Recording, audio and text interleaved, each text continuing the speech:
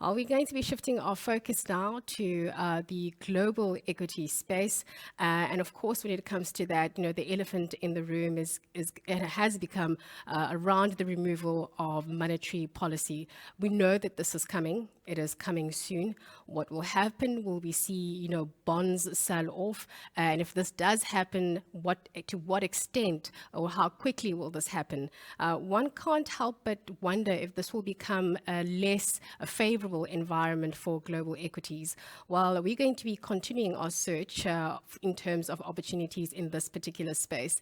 But joining us now to give us more insights on that is Antony Burgess. He's the head of client and investment specialist at Veritas Asset Management, and he joins us right now. Antony, thank you so much for making the time to join us today. I know that you've got a presentation set out for us in terms of being on the search for opportunities. So I'm going to leave that to you, and then we'll hopefully be able to engage in a quick Q&A after that. Great, thanks very much. I hope everyone can hear me, and thanks very much for joining. I only caught the end of David's presentation, but it leads quite nicely into mine, because I start off by looking at the current context, and inflation is one of those concerns, but the other is climate change and ESG and greater regulatory scrutiny in that particular area. So maybe just to sort of touch on that first. That there is no question that the next decade is going to be a crucial one in terms of tighter regulation from an ESG point of view, and you have to build that into your modelling when looking at companies and whether they're sustainable in the truest sense of the word, not just sustainable in terms of their product or service, but whether they're going to survive in that greater regulatory environment. And we've seen a good indication of regulatory intervention in China. And the only difference is that China can do things much quicker than the West. And when you actually look at some of the activity that's taken place in tighter controls over internet companies, on online tuition, property taxes coming in, and the next area may be some elements of healthcare where in terms of drug pricing. These are all positive ESG. China gets a bad rap in some areas, but it is actually moving quite quickly to improve the backdrop. But it's had a negative impact on some types of businesses which have done very, very well for the previous decade. So you have to take that into consideration as well. And then, as we've just heard, the other added complication is that we've had a one-way street for the last 10 plus years, purely on the back of very low interest rates and stimulus through various points of stress, the most recent being COVID, where governments have just constantly thrown money, as well as low interest rates at the environment, which has helped prop asset prices up. So you take this context into consideration, and the next decade could be very, very different to the previous one. And momentum and just buying things that have done well in China, for example, if you bought Tencent and Alibaba and held them, you'd have probably outperformed the market. That's probably going to change, and you're going to have to be a little bit more shrewd in terms of looking at the sorts of businesses that could do well in this sort of environment. So what are those? Well, the way we look at it, first of all, before I talk about two distinctive types of business model, what we're fundamentally looking for are companies that are distinctive. We want companies that we adhere to buy rather than build. What we mean by that is that companies that are so impossible to compete against that you've really got to buy into businesses, because it's not really viable to try and build a business to try and compete with them. Because if you have a successful business, it's obvious that others will come in to try and compete away that advantage that you've got and take some of that cash flow that you're generating. So you really want to find very distinctive businesses. And secondly, you want ones with duration. Equities are long duration assets, and effectively they discount future cash flows. But there are very, very few companies that are truly enduring, that are sustainable over very, very long periods of time. We reckon 1 in 10 of the companies that we look at tick that particular box. But those of you that have read the book by Carmen, Thinking Fast and Slow, he'll tell you to go and fish where the fish are. And that makes perfect sense. And when we look at the different types of business models that could do well in this environment that we're in today, it comes down to 2 very broad categories, fulcrum and intangibles. Now, by fulcrum, as you know, the definition of fulcrum is the main pivot needed for something to work. And we use it in a business sense to really describe those models that operate at a pinch point or a critical path of the value chain. And you've got 3 examples there, and I'm going to illustrate those on the next page with some examples of companies that we like. The second bucket are intangibles. Now, most businesses, they build up their plant and equipment, but that depreciates over time. But when you look at companies that have done very well, there are some very distinctive examples where they've really made their intangible assets sweat. And by nurturing and maintaining those intangible assets, they've been able to prolong the duration of their earning streams. And if I have time, I'll try and cover some examples in that category as well. So let's turn to fulcrum and give some examples. So the first category is mission critical companies, and Microsoft is a good example of this. So we're looking at a product or service that have no close substitute, either real or perceived. And think about Microsoft and its Office 365. It basically has demonstrated over the last decade that companies cannot do without its product. And what has happened now in the last couple of weeks, for the first time in 10 years, it has announced a price increase of between 12 and 20%, depending on the level of the bundle that you take as a business. And there's really very little those companies can do. And that drops right down to the bottom line. They've effectively spent the whole of the last decade proving that you cannot do without their products before actually increasing the price of those products. And actually probably fairly, if you divide it over the 10 years that they haven't had any price increases. Now, Microsoft you've probably heard of, but let's give a couple of other examples. Epiroc is a Swedish based company that provides critical mining equipment.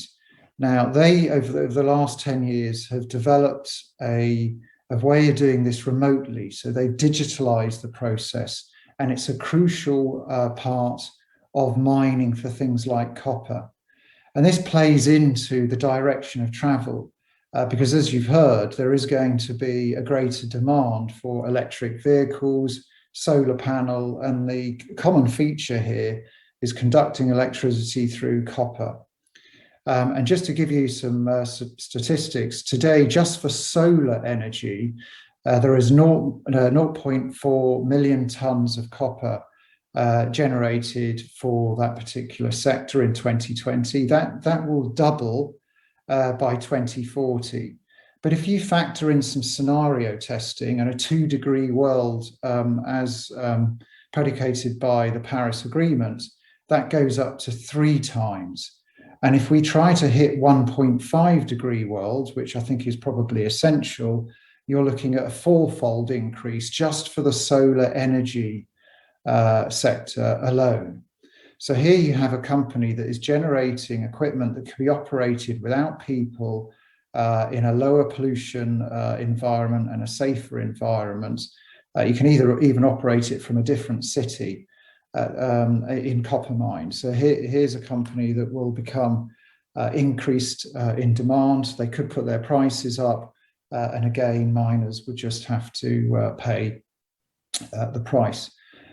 Divi Labs is an Indian company, and it provides a tiny portion of the end product, but is crucial. So when you look at a drug, and obviously there are many drugs that are being developed today, and that's going to only go one way post-COVID, now that we demonstrated that you can develop a vaccine very quickly that has good news for oncology drugs, etc. But there are effectively two component parts to a drug. You have what's known as the active pharmaceutical ingredient, the API, and then you have the excipient, which is effectively the bit that binds to it that helps deliver the active ingredient and all the kind of padding that goes in.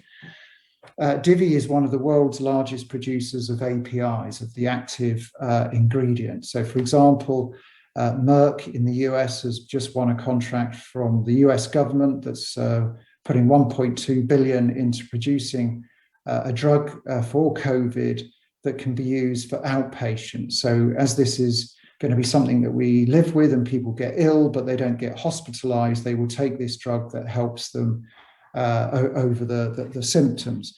And it's Divi Labs that are actually producing the active ingredients. They produce the active ingredient for about 95 different countries and have contracts with many of the pharmaceutical companies. So again, a mission critical part of the business with pricing power. The second category of fulcrum assets would be royalties and de facto currencies.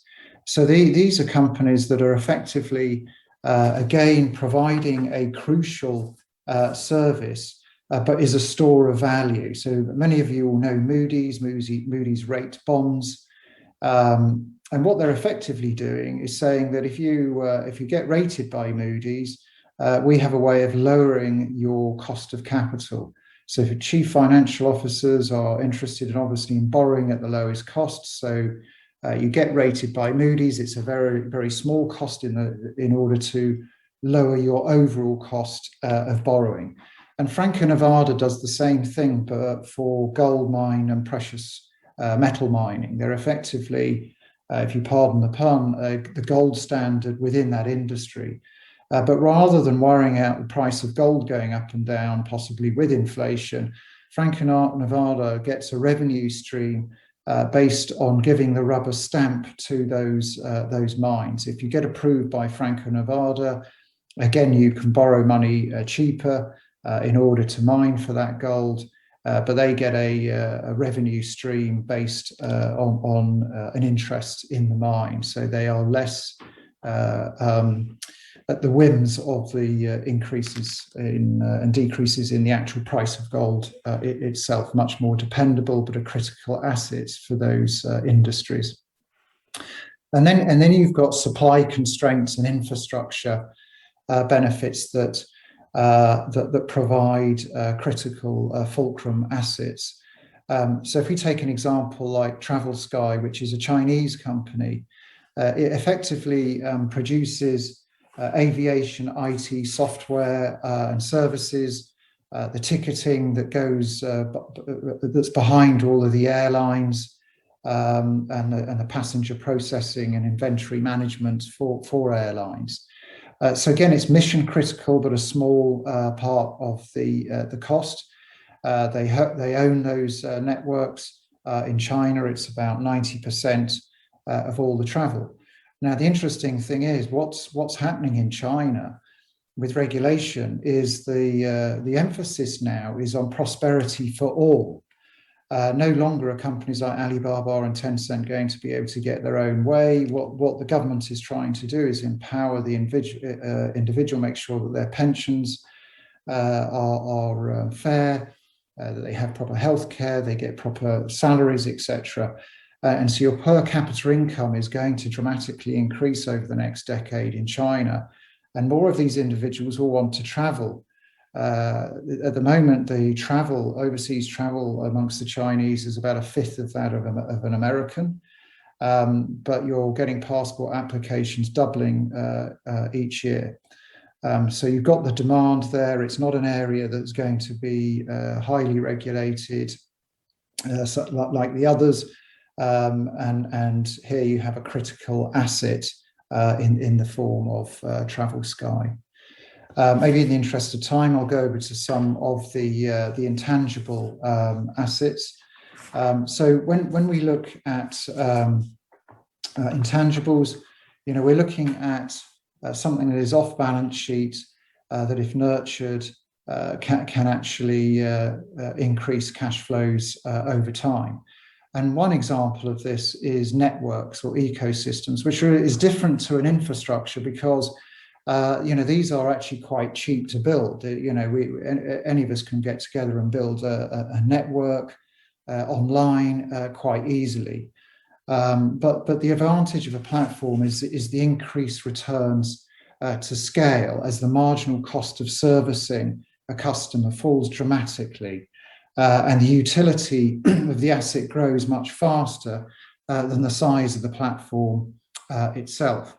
So if we take, there's a couple of examples here. Sea Limited is a Singapore-based company that started off in gaming. And of course, gaming is a good example of two sides coming together and people wanting to play games where the most popular games and the majority of people are. So it sort of has a momentum effect, but highly profitable. They have a game called Free Fire that has been downloaded 1 billion times in the last quarter alone, extremely highly cash generative. The platform now has 92 million paying customers and nearly 800 million monthly users throughout Southeast Asia. And they are generating so much cash that they're being able to build out another ecosystem, which is called Shopee, which is an e-commerce system, a little bit like Alibaba, but for the rest of Southeast Asia. Not profitable today outside of Malaysia and Taiwan, but making less losses, and it will soon turn to profitability. But very, very difficult for another business to come in and compete with it from scratch, given that it can be bankrolled from a very successful gaming business that's already got critical mass. The second category is sort of brands and intellectual property or distribution networks, which again are intangibles. It's very difficult to sort of pin a value. But if you take an example like Corteva, Corteva is a seed bank. They own one of the most enviable germplasm banks globally, and farmers aren't going to take a chance when they buy their seeds because it affects the yields that they get from those crops, and that particular IP has value to it, but it's very difficult to compete against. Yanggi Brewery is a Chinese brewery with a very, very strong reputation, particularly amongst the younger generation. And again, it's an example of a beiju, which is what they drink over there. And people, it's very difficult to ascribe a value to this. But the business is worth a lot more money than a company like Diageo, for example, based on this very, very strong brand that is not just decades old, but over 300-400 years old. And Abbott Labs is a company that just has an enviable distribution network.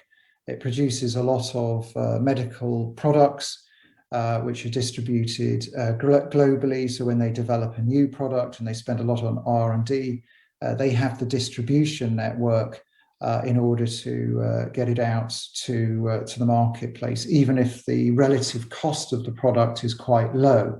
So think of it like the sort of medical example of Unilever, which Unilever would be a good example here as well, where it can buy a business that's struggling to get scale and just plug it into its distribution network and take that business from sort of 1-2% to a much higher percentage because of that distribution network, which in itself doesn't actually have a value per se.